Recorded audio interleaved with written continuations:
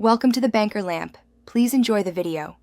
In this video, I will explain how to play cod liver oil and the orange juice on guitar.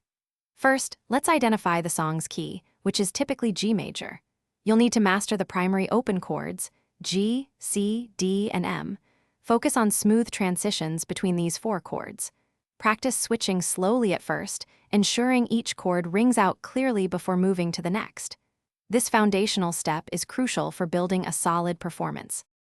Next, we'll tackle the strumming pattern and rhythm.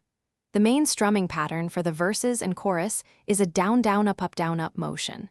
The song's tempo is usually around 120 beats per minute, so a metronome will be your best friend. Concentrate on maintaining a consistent rhythm throughout the entire piece.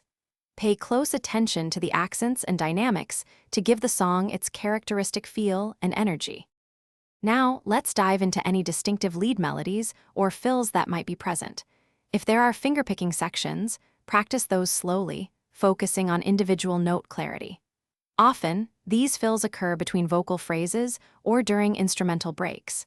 Integrate these elements seamlessly into your chord progression.